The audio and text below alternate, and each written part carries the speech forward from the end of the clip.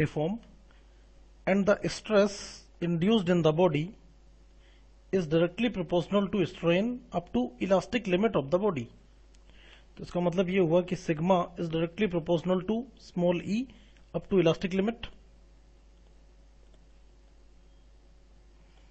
Elastic limit is the limit of the force up to which a body remain elastic. Elastic means कि अगर body से force को remove कर दिया जाए तो ये अपनी ओरिजिनल शेप में वापस आ जाती है. तो अगर यहाँ पे प्रोपोर्शनलिटी साइन को हटाएंगे तो एक कांस्टेंट हमें लगाना पड़ेगा. This is capital E. So capital E equal to sigma upon small e, और capital E is known as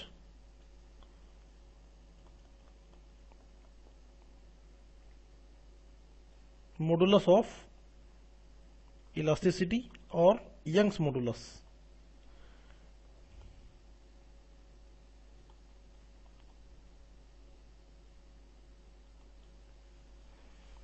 Similarly, the shear stress is directly proportional to shear strain phi. Again यहां पे जब proportionality sign को remove करेंगे तो यहां एक constant लगाएंगे जिसको बोलते हैं G, और G हो जाएगा टाउ अपॉन फाई, और यहां पे G को बोला जाता है shear मॉडुलस और मॉडुलस ऑफ रिजिडिटी.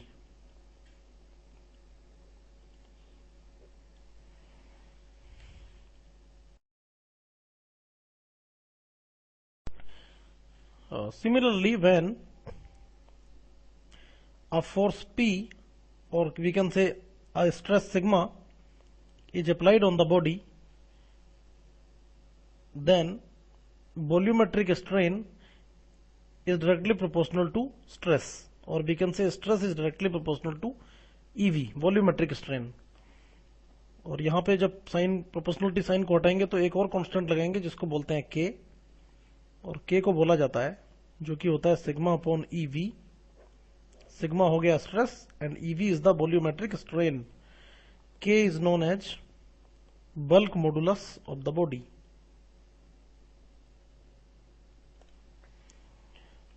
अगेन एक और कांस्टेंट होता है जिसको बोलते हैं पॉइजन्स रेशियो.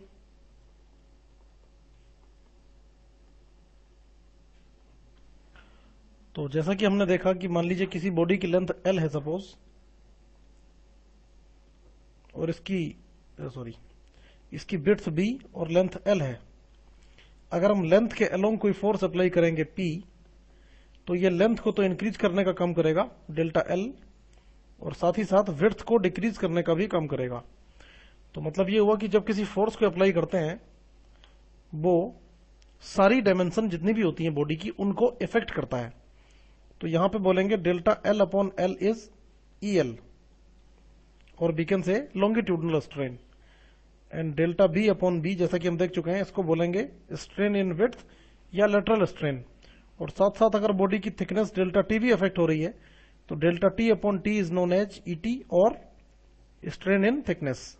तो इन दोनों को तो बोला जाएगा लेटरल स्ट्रेन, क्योंकि ये वो स्ट्रेन है जो फोर्स के अप्लाई करने के परपेंडिकुलर वाली डायमेंशन में डेवलप हो रहा है, और इसको बोला जाएगा लॉन्गिट्यूडनल स्ट्रेन, बिकॉज ये वो स्ट्रेन है जो फोर्स को अप्लाई करने की डायरेक्शन में डेवलप हो रहा है.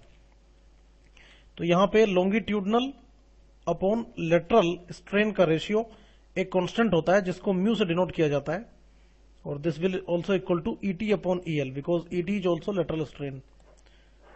सो इस कांस्टेंट को बोलते हैं पॉइजन्स रेशियो, और पॉइजन्स रेशियो बेसिकली होता है lateral strain divided by longitudinal strain.